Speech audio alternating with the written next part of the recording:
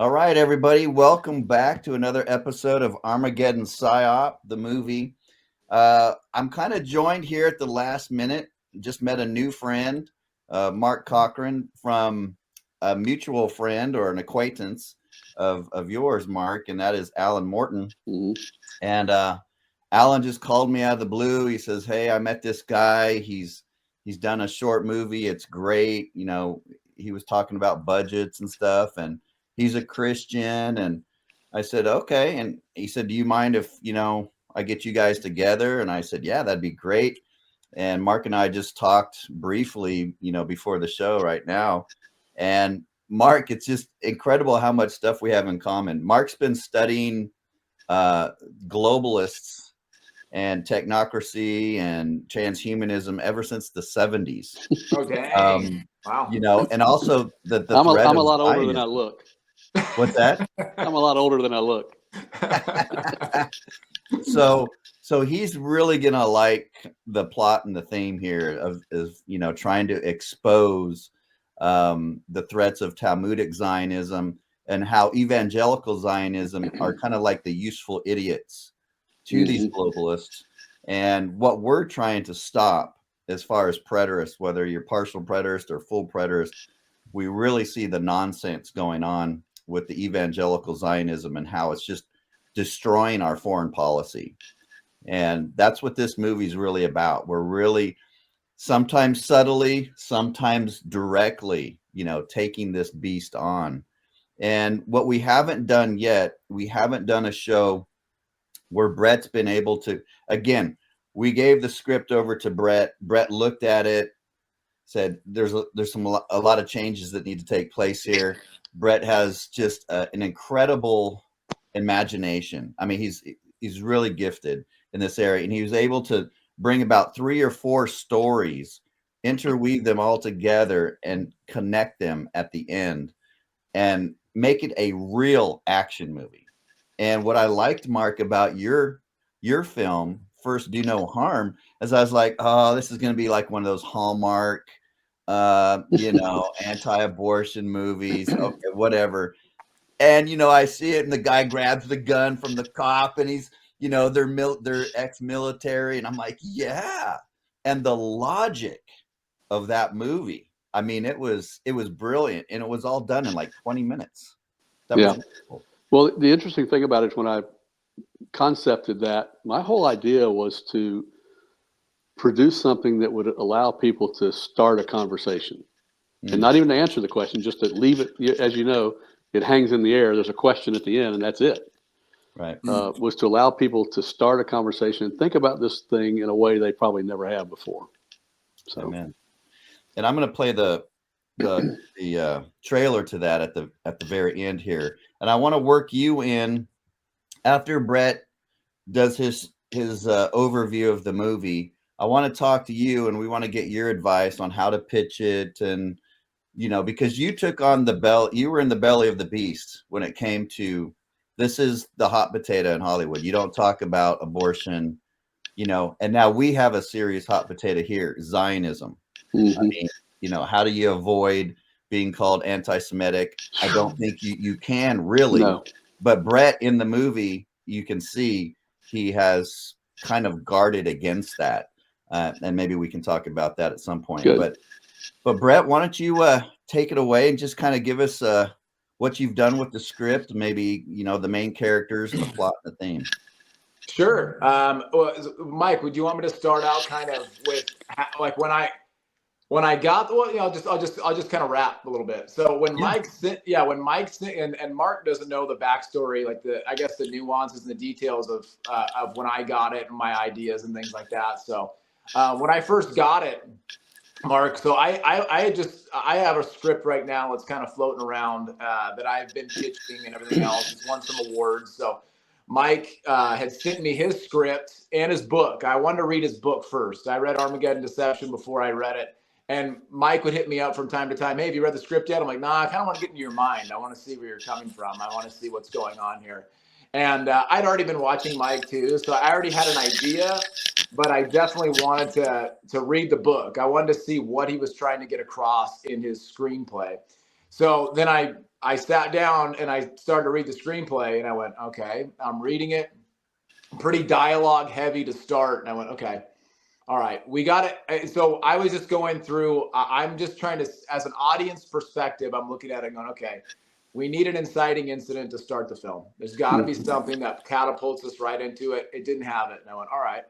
And so I started to just kind of traverse the script, and I went, okay, I know what I'm going to do, because it was really localized first. The script was very localized. And I went, if he's looking for something global, we need to be overseas.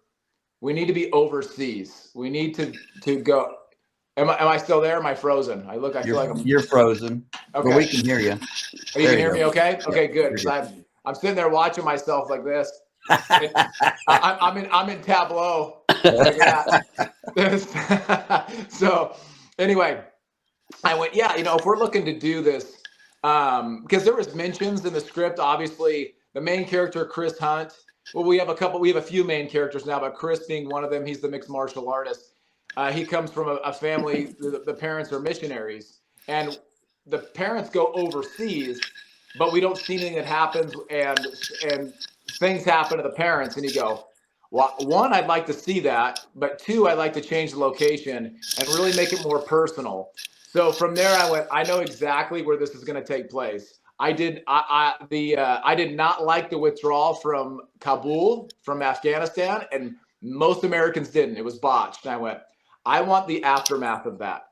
I want people to see exactly what that landscape would look like with $80 billion worth of military machinery and weapons left in the hands of these guys, and what that looks like for these civilians that are over there. And I went, okay, so I'm going to start out there.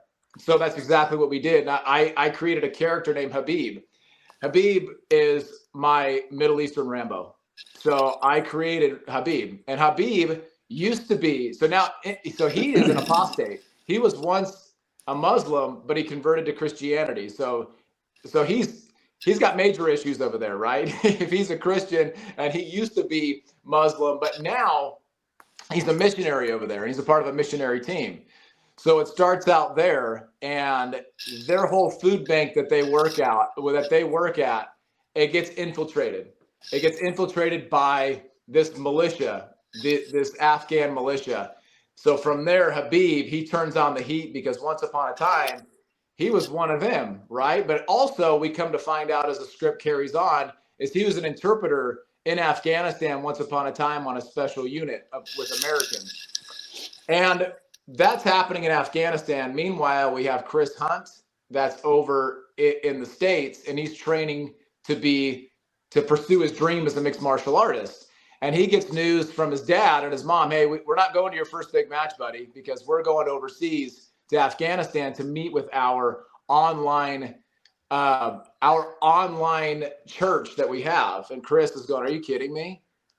How could you do this to me? You're actually going to go overseas and go link up with a bunch of people you don't know. And do you know what's going on over there? Right? Because what we ended up doing was, at the beginning of the film, we start in the present, and then once we get kind of, oh shoot, that inciting incident, we go 6 weeks earlier, and we go to Chris and his family, and it leads up to the point of what happened in Afghanistan, in Kabul. And from there, Chris's parents, obviously what happens to them is devastating, because they are overseas, they are Christians, and in Afghanistan, I shouldn't just say overseas, they could have been anywhere, but when they're in Afghanistan, they are these Christians that are in the Middle East. And so Chris is pretty upset about this. So from there, he kind of becomes on this FBI watch list, and things unfold from there. And he's followed by an FBI agent by the name of Mary Jo. And she was once upon a time a local police officer that we get this through conversation, that she was a local police officer, but she ended up putting in for the FBI. And you can tell that this job is starting to wear on her. And from there, we start to trail the story of Habib, the story of Chris, and then the story of Mary Jo. And all these stories start to intersect. But meanwhile, what's happening in the States, we have this synagogue bomber who was once upon a time he was once upon a time a Marine. He was once upon a time a Marine that converted to Islam.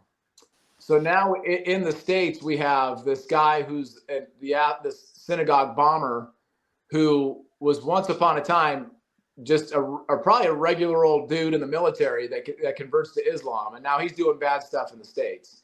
So she's also trailing that case, but she's also looking at Chris. And the story you'll see why that she's keeping an eye on Chris, along with her partner, Agent Martinez, who is her mentor. So these stories intersect, interweave, and they all end up, as Mike was alluding to earlier, they all meet up in the end. And my inspiration when I read Mike's script, I went, obviously I said, this needs to be more global. And he had a mystery man involved that was kind of the puppet master behind the scenes that was making all this stuff kind of happen. The withdrawal from Afghanistan. You have the synagogue bomber thing going over here. He's also linked up with this guy who is he's involved not only in what's happening with the Afghan stuff, with what's going on with the synagogue bomber, but also too, he's also a debater who is going to debate this guy that we are introduced to at the beginning, and I'd be remiss if I didn't mention him, is Dr. Richter. And Dr. Richter is a fella who is like I guess you could say like your Glenn Beck, Alex Jones, Michael Sullivan, kind of all wrapped in one. So he's mixed all in there, and it's leading up to this debate in the end. But I know as I'm explaining this, you go, wait, there's a debate in this? Believe me, it all comes together.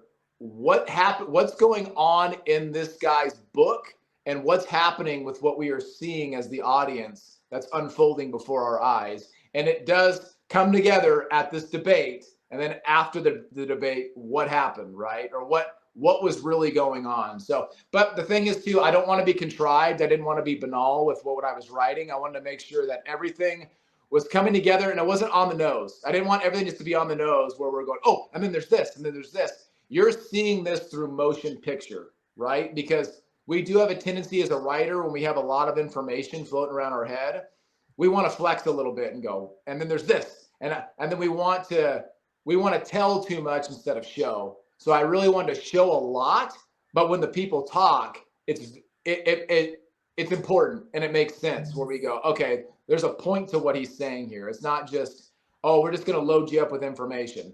And I think the movie, the screenplay as it sits, by the end of it, you go, okay, I got questions. That's interesting. I've seen, because that's really what I want to do. And I kind of learned this from Taylor Sheridan, who is the writer of Yellowstone and Sicario. He goes, when I write films, I ask questions. I'm asking questions. I don't give my political bent. I don't want to be beating people over the head with some agenda. I'm just asking questions, and I'm asking those questions on film.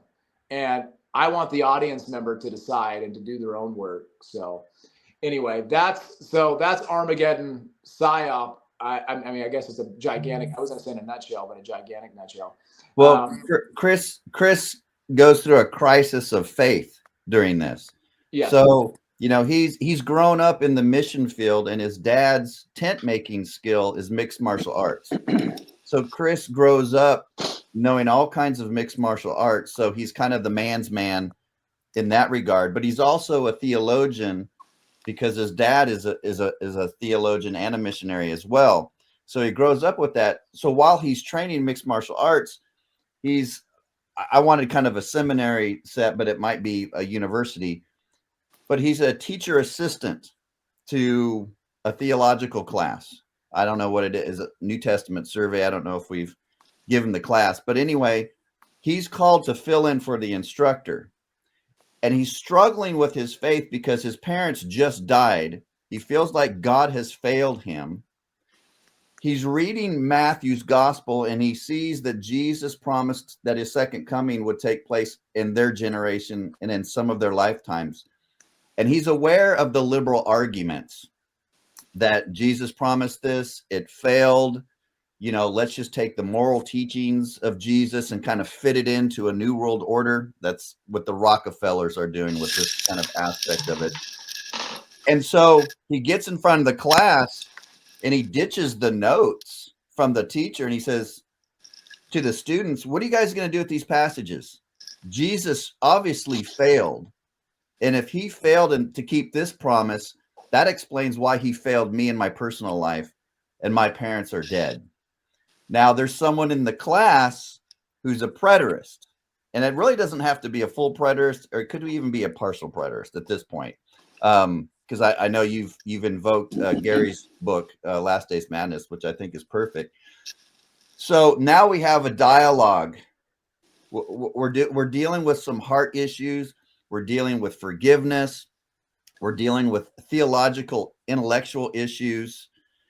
And my whole point in making this movie is because I see Trump's weakness is his Zionism.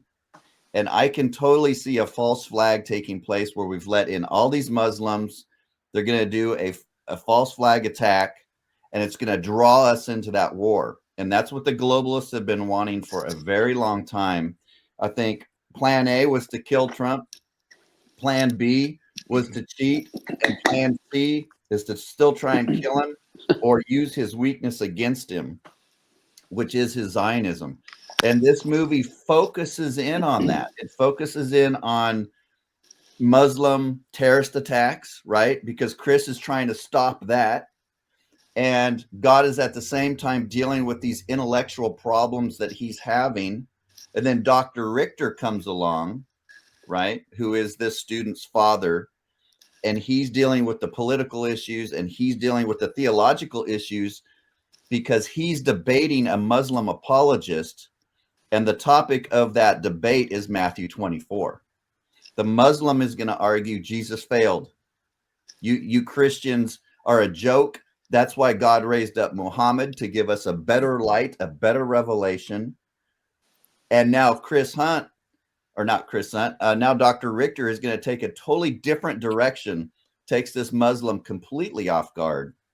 So if you're a preterist or you're even a Christian, this movie is going to raise all kinds of questions for you, to go out and study politically and theologically. Yeah, exactly. And that's why, obviously, you hit it on the head. Excuse me. It's questions eschatologically, but also let's take a look back. Let's Monday morning quarterback that whole withdrawal from Kabul. Let's take a look at that. What really happened, right? Like what was Trump's plan and what was Biden's plan? Biden had no plan, and so it causes us. It'll allow us to question that, and what happens to these people that are overseas that were left behind, right? And what does that look like with our allies that did help us through the endless war from 2001 to last year or 2 years ago, right? Like what happened? All these, like our interpreters, what happened to the guys that were actually helping us in that landscape? They're left behind. Are we going to go help them out when push comes to shove? And when people, are we going to go get those people that are left behind? And there were some guys, right? There was that Operation Pineapple Express where there was actually people where Glenn Beck was funding people, or these groups, these ex-military guys. Hey, go overseas and get our people out of Kabul. We left them behind.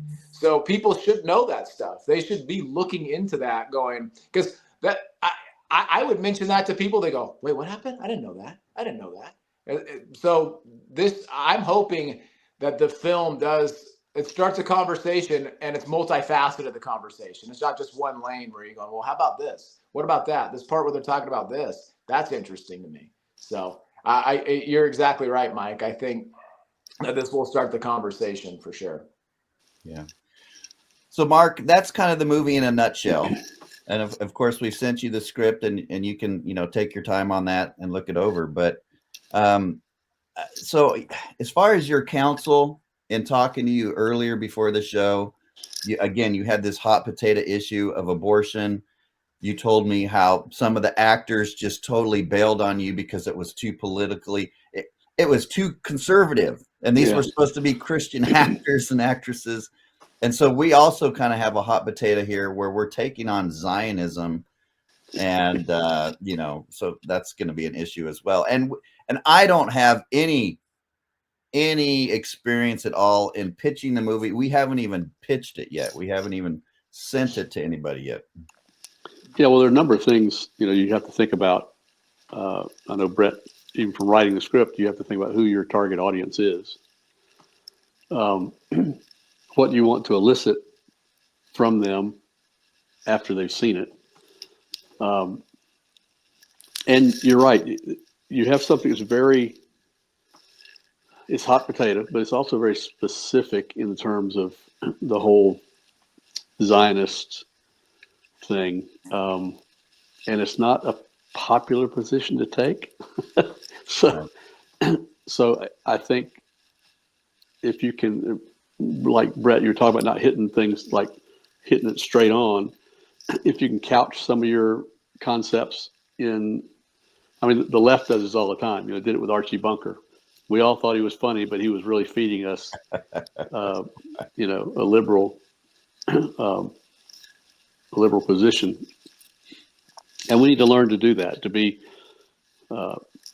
harmless as doves, but wise as serpents, So in terms of pitching, you might, depending on who you have, especially depending on who you have on screen, you might could pitch something like this as just a good intrigue, thriller, action movie, and let these other things just be there. In other words, I think if you pitch it as a full Predators film, it's going to go nowhere, because you're going to have all of Big Eva against you.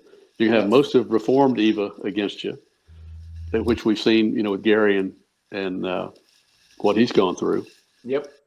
So if you kind of keep your cards close to the vest, maybe when you present this thing, and if people can see it and really like it, then those other things become secondary in the minds of, especially in the minds of distributors and those kind of people. They're looking at dollars and numbers, not so much the concepts. Yep. Although the fact of the matter is, if the concepts are repugnant enough, we've seen some really big films and things like that kind of get pushed aside by ideology. So I think you got a fine line to walk. You kind of tiptoe through some of these minefields to slip it past them before they really know what what they've got. Yeah, and I think you're exactly right, Mark. That's why there was so much interweaving going on with the action, where you start out where that inciting incident, it grabs you. You go, oh man, that was intense. Okay, I'm in. And then from there, the story unfolds. But then you start to have that action interwoven with what's happening in the story. So you're engulfed in, okay, the lives of Chris, of this FBI agent, but also what's happening overseas in Kabul. Is this guy going to survive? And he's got 3 young missionaries with him that he has to keep alive. So you're going, okay, it's a thrill ride, but you're also getting that preterist perspective, but also that what's happening globally, to where it's not just an information dump. You're excited while you're watching it. But I wholeheartedly agree with you, man, for sure. Well, speaking of, I don't know whether we want to talk about this right now publicly, but have you thought about guys like Caviezel or Gibson? Oh yeah, Mike has definitely that's been his number one guy that he's been wanting to get this to. It's just so, the thing is, I don't know how to. Yeah, the thing is those guys are definitely hard to get to. And if you had the right representation, right? If I was with like CAA or UTA, I would be able to do that, right? Hey, I need his agent, go do this. But those are high caliber, right? Or Gersh agency. But then again, maybe not. None of those guys probably like Mel anymore. So. Well, a lot of this, as you know, Brett, in this business, it's who you know. If you know somebody, like when I was doing First Do No Harm, I mentioned to Mike, there were some actors that I wanted, and one actor, two actors that had shown interest at the very beginning said, "Oh, I know that guy. I worked with him on a film. I can get a hold of him." So if you can find those kind of connections, at least it's not going to ensure anything, but it may get your script in front of somebody. Sure. Well, what I'm secretly hoping for is this: no secret anymore. And not anymore. Here it is. Going public. So anyway, I've been in contact over the past 4 years with Dallas Saunier, and Dallas has become. He's been kind of an email friend of mine. Him and I have never met in person, but Dallas, he's the executive producer for Daily Wire, but he also is the head of Bonfire Legend. Bonfire Legend, they did Bone Tomahawk with Kurt Russell, with Richard Jenkins. I mean, it's probably one of the best Westerns made in the last 2 decades, and it's a horror Western, which makes it unique and interesting. It's amazing. He also did Dragged Across Concrete with Mel Gibson. Yep. And so I have that direct line with Dallas, and Dallas recently, I pitched him, or I sent an inquiry letter to him because I've been kind of on him for a little bit the past few years about wanting to be on some of his films. And he's like, yeah, we'll talk to my casting director. Here's David Guglielmo. And so I haven't talked to David in a while, but him and I were talking for a little bit about possibly casting me in something at some point. But Dallas, I've been keeping him updated on my other screenplay, The Rifle Brothers, the one that's been kind of floating around competitions and winning and things like that. And I finally told him, hey man, I've pitched to 10 different studios. 4 of them have taken it on to read it. One of them said the script is cool and edgy. And this is me being aggressive and trying to create the circus around my film and, give me a shot. And he said, okay, why don't you hack off 13 pages of your script and I'll read it. And I said, done. So I hacked off 13 pages. It wasn't easy, believe me, but I ended up submitting it to him, and he goes, sweet, good work. He said, I hope to be reading this soon. That was about a month ago. So as I'm sure you probably know, when it comes to the film world, when they say, well, we'll try to get back to you soon, it's going to be like 6 months or to a year. But all that being said, he's good friends with Mel.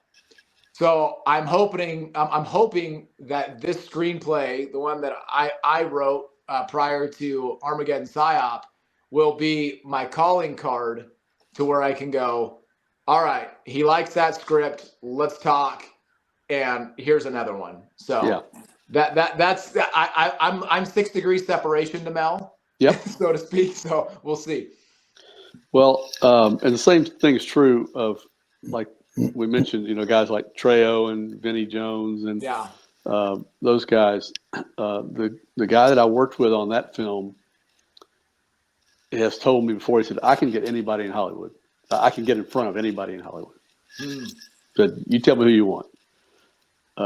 Like we shot one little scene for Cross Wars at a Mexican restaurant here in town. Oh, just an exterior. They needed an exterior Mexican restaurant. So I went and shot it. And I got Danny Trejo to sign a picture for the owner of the restaurant. He's got it hanging up in his restaurant. Yeah, that's cool. That's really cool. So, there's a possibility that we could bring somebody on like that could make those contacts. But, that's the ways down the road. But and you're right. I think Mel Gibson has been kind of my heart's desire where this needs to go, because Mel is the only one that I have seen that really understands the threat of Zionism. Talmudic Zionism, and even evangelical Zionism. And he understands the globalist agenda. And I've heard, in the past that he wants to take on the Rothschilds. I haven't seen him produce anything on that. Yeah, it's been a good bit of talk too about the whole trafficking stuff. And I don't know what's come of that, but right. But this would be something that I know he would be interested in. I know he would. And he's got the kahunas to do it, because he's already been called an anti-Semite and anti-Semitic, and of course he's not, and he's worked through some of this stuff. He has his own studio now. Musk has given him some money. He doesn't feel the pressure like he had before. He can be his own man. Well, there's something good about somebody, and Clint Eastwood's the same way, of that age where they think, what can they do to me now? That's what Gary DeMar says. That's what Gary DeMar says. Who cares what these guys say? I'm my own man. Well, I mean, Dave Chappelle has done the same thing. What are they going to do? Cancel me? They can't cancel me. Right. So it's good to have people in that position. Exactly. That don't have anything to fear. Correct. All right. Any other words of wisdom before we show your trailer? Oh man, you've gotten all the wisdom I've got. It's all gone now. Okay. All right, folks. We want to show you Mark's. See, I got this on my Facebook here. Let me. Brad, have you had a chance to see the film? I know what? I actually was talking to Mike about it. I watched half of it the other night and then got interrupted by my heathen children. Okay. But I told Mike, I said, that was shot really well. And as he's pulling this up, I was going to ask you just two questions. One, what did you guys shoot that on? And two, what was the budget? And maybe we could dive into that after we watch the trailer. Sure. Okay. Okay. All right, let's do it.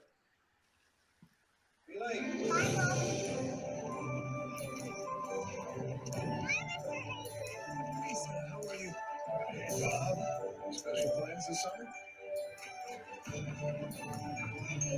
All right, children, today is the last day of the year, and you're going to have every life.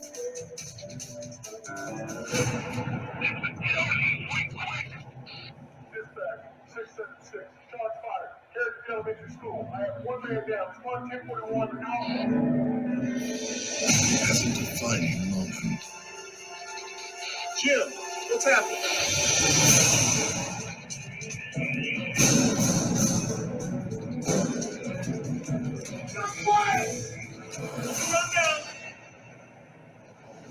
It changes everything. An unidentified gunman opened fire on an elementary school classroom, bringing the total to 5 dead in this horrible tragedy. It's gonna be okay. I saved your lady's life all this time. You tell me, what's the difference? First, do no harm.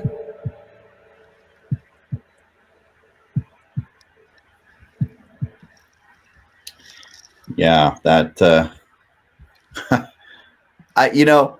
what I liked about it, at least the movie and the trailer, is that it kind of starts off with the music, right? And you're kind of like, okay, this is kind of like your typical Christian Hallmark movie. And I was telling Mark earlier, I was like, okay, whatever, let's see.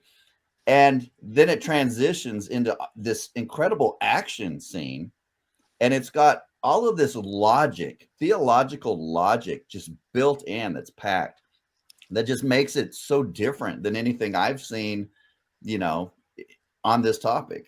Yeah. Well, it was, I think conceptually, it was different than anybody's ever done before. It wasn't, it didn't lead you by the hand. It just kind of laid it all out there and let you chew on it. But in terms of technical, we shot on a Red 1. So it's old, but Red is beautiful. Oh, it looks amazing. They did a great job. It's interesting that opening scene where the family's in the kitchen. You saw it in the we shot that at 9:30 at night. It looks like lighting. How about that lighting, baby? Yeah. We had two big HMIs outside firing through the window. Yep. Which is really interesting. But there's so many things about that, how that all came together. That school we shot that in, Mike, I had gone to the local county government. There was a school in the northern part of the county that was abandoned. They had built a new school and they just had an empty school. So I went and talked to those people. Yeah, it's not a problem. You can use it, blah, blah, blah. But as soon as they found out what it was about, those doors slammed. They put the kibosh on, yeah. And the reason was, they said, look, we don't have a problem with it, but we just recently had this, what's that group? The Alliance for, I don't know, it's one of those that's freedom from religion kind of groups. Oh, it's like ACLU or what? No, it's called I think Alliance for Freedom from Religion or something. Anyway, Those are the guys that come down hard on Gary, I think.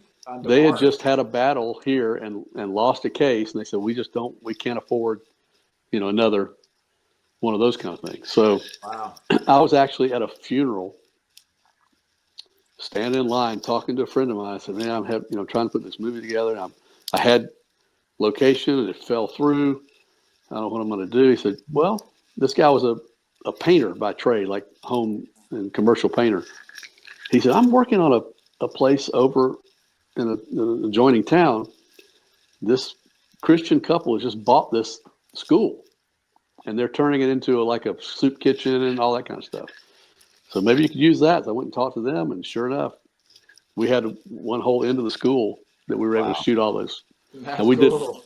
we came and did a lot of work and a lot of art design, design and props and painting and stuff like that to make it work. But that just kind of fell in our lap. So and then at the very end, Mike, that song "Life Is a Gift" by John Waller, he had done music for Fireproof and I think Courageous, and he gave us that song with no strings attached. We could use it, and it was on his new album.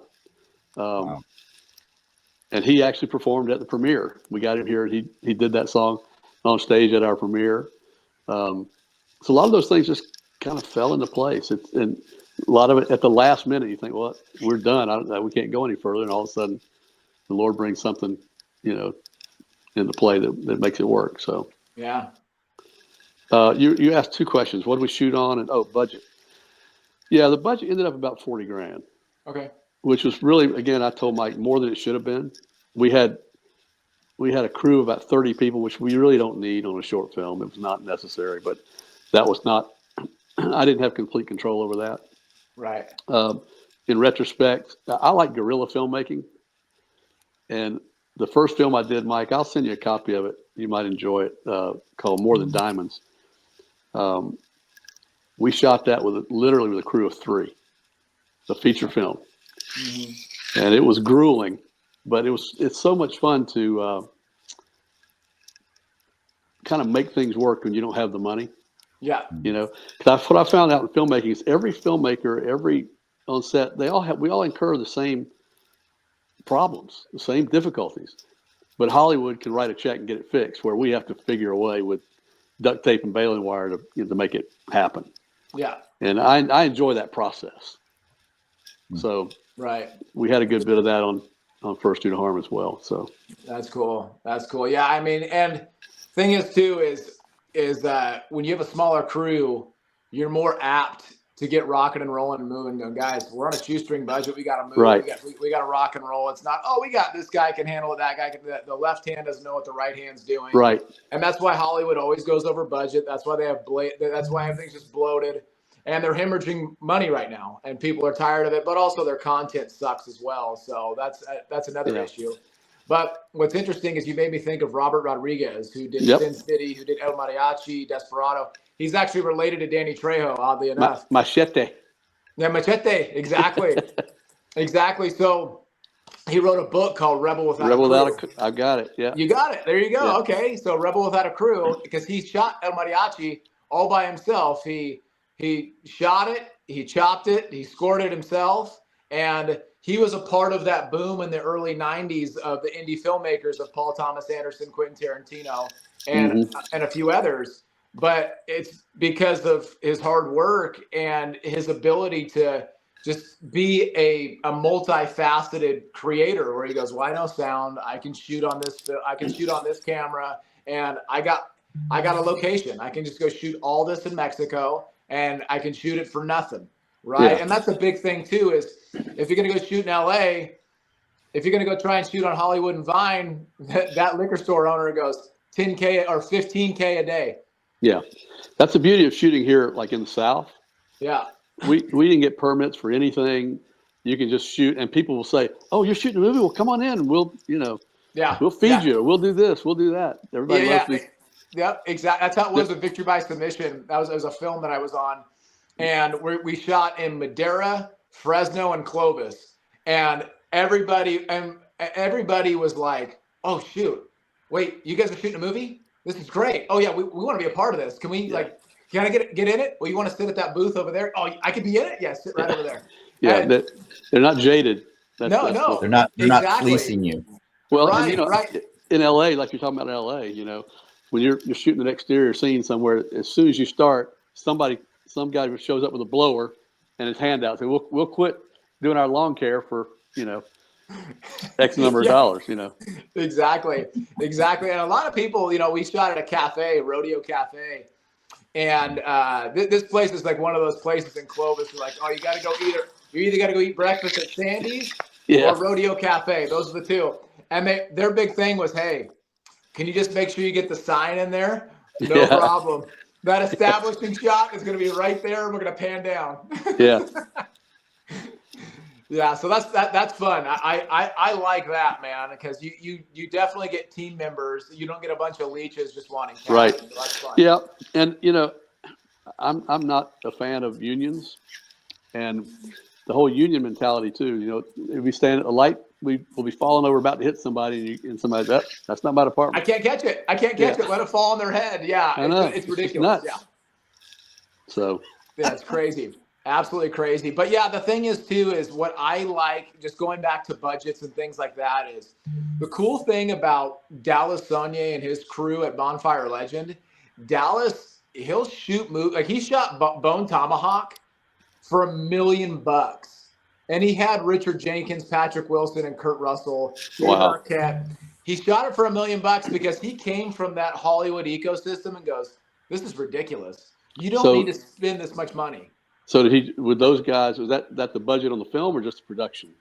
It was the full meal deal. These guys took pay cuts. They said, we love this script. They do back end deals for some of these guys, or probably. Yeah. But the film ended up, right now to date, it's made like $15 million.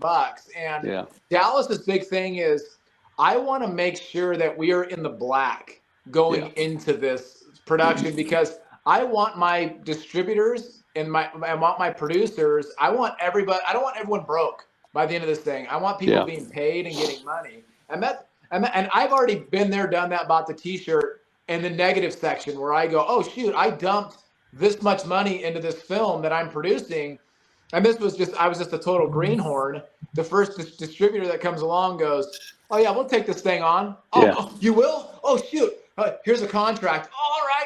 I'm in my 20s, early 20s or mid 20s, and that thing's in the abyss now. It's just in the ether of the film world, and now there's like 15 different distributors after the fact, and that's something that we don't want to fall prey to. Yeah. So they say you always lose on your first distribution deal. I lost bigly. So I know. It was our loss was huge. Huge. I lost it huge. I lost bigly on the deal, but it could have been the perfect deal, but it wasn't the perfect deal. Yeah. So. Well, it's it's a fun industry, and for some people, it's a fun way to lose a lot of money. But yeah, and that's the thing too, man. Is I've been taken advantage of.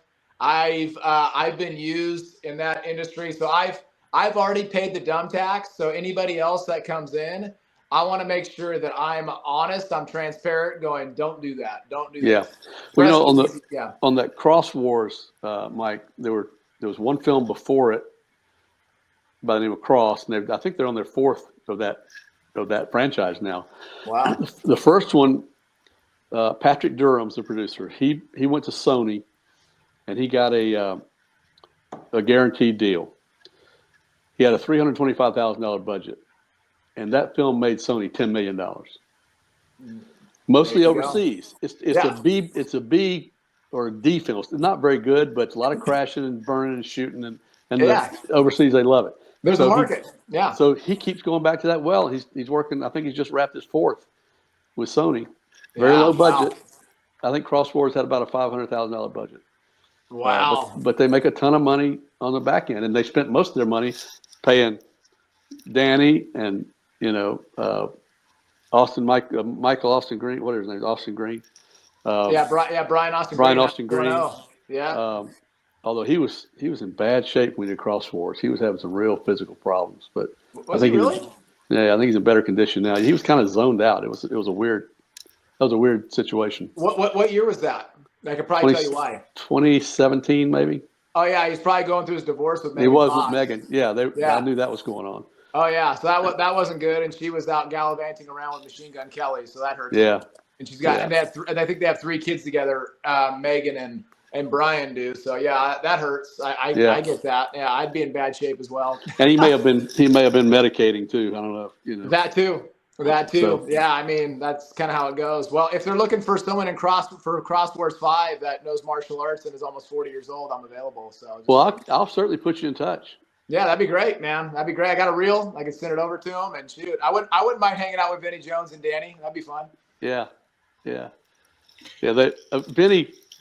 I'll send you some pictures, Mike, of me and Vinny. He was funny. In between takes, he was on the sofa like out like a light. Well, my heart's desire is to get all of us together with Pat Miletich, have a few beers, and talk to Mel Gibson about theology, mixed martial arts, and that's in my head. That's how. Well, Mel's a big martial arts guy. I mean, I know he is. He goes to the UFC all the time. Yeah. That's why I was hoping Pat Miletich might have a connection with him, but he's tried and he can't even get to him. So yeah. What about go ahead, Mark, sorry. Joe Rogan? He's a big martial arts guy. Huge. Huge.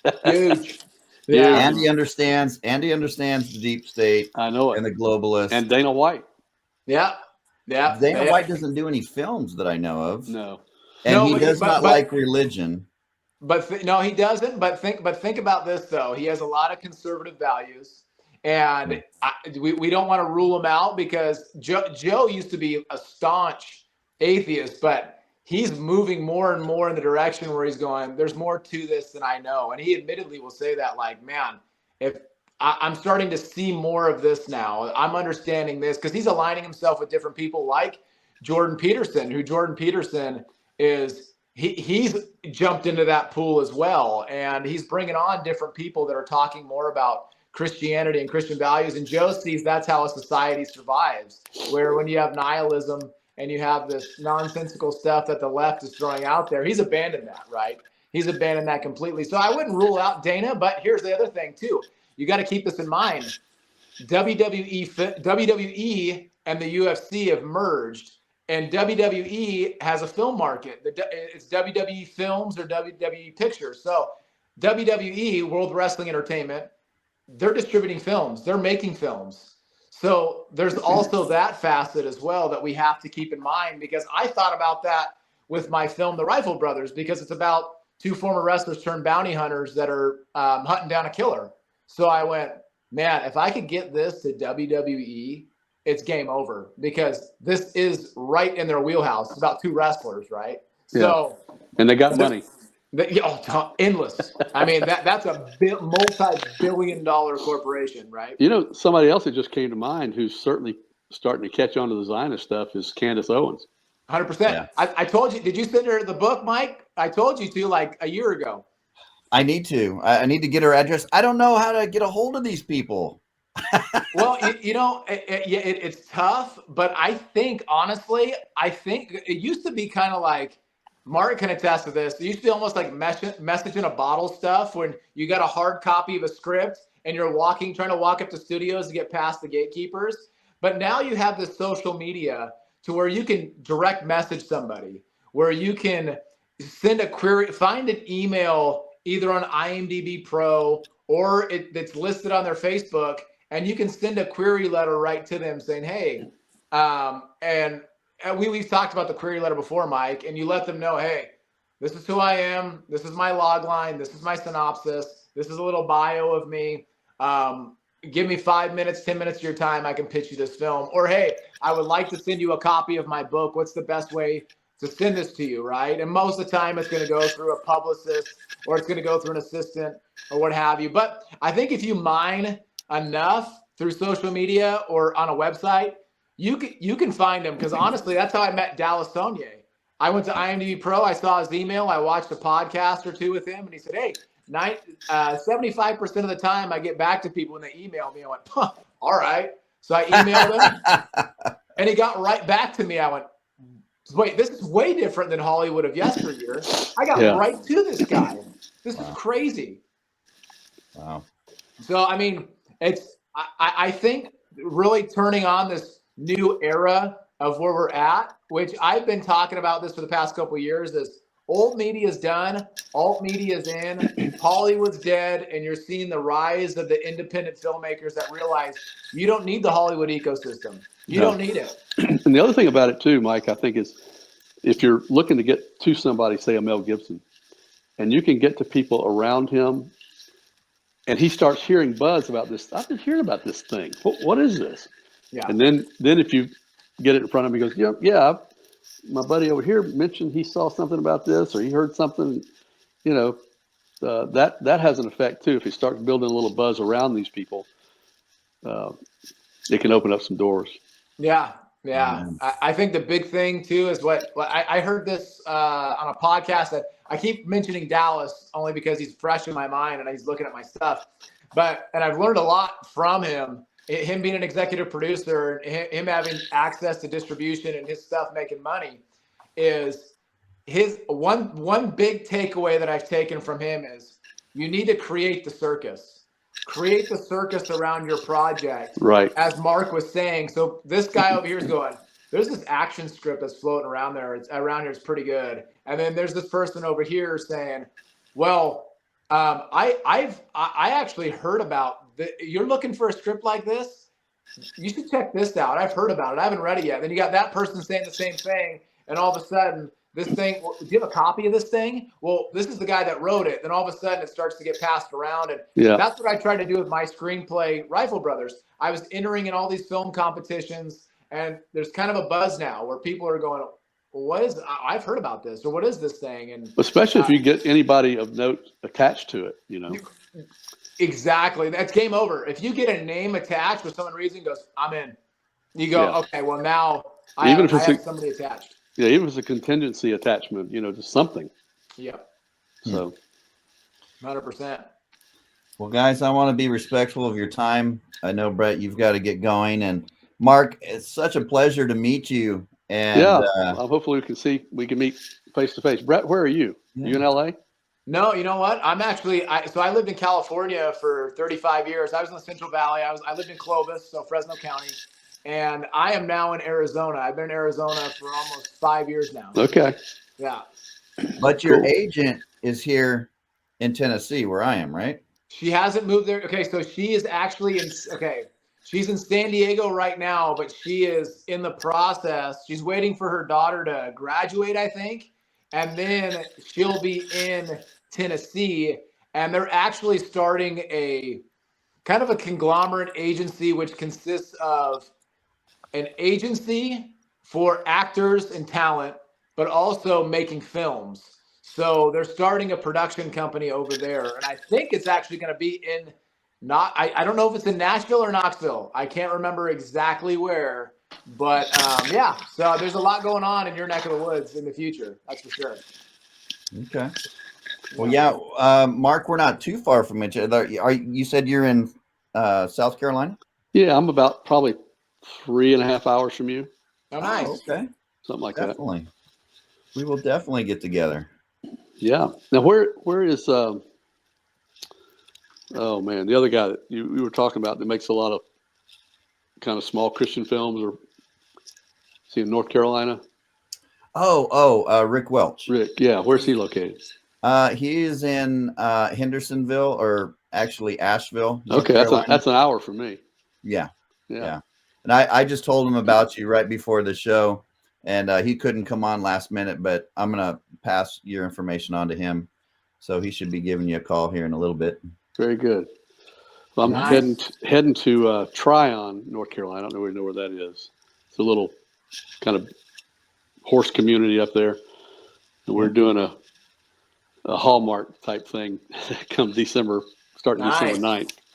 So that'll be Hallmark Christmas film. Yeah, I honestly, right now I'm attached to a kind of a Hallmarky type Christian-esque film. It's called Holiday Ranch. So I don't know when we're shooting that. I've been attached to that for like probably a year now. So Where but are you they know, shooting that? it's hurry up and wait, and we're Yep. gonna shoot in Nashville, and we're just waiting for the last of the funds. It's always Yeah. that's what it always is, funding, right? So Yeah, I'll tell you, it's amazing. It's well, and that's the thing about independent film. I still have a fair amount of money owed to me from films that just. That's why I like doing television, because it's already bought, the time's already bought, the money's already there. yeah. You know you're going to get paid. But, Exactly. It's true. So true. All right, anyway. brothers. Well, great connecting you guys together. Yeah. And I'd like to see maybe Gary. I passed this on to Gary DeMar. Hopefully he'd be another endorsement to your movie, Mark. And good. I know he's got connections with Kirk Cameron.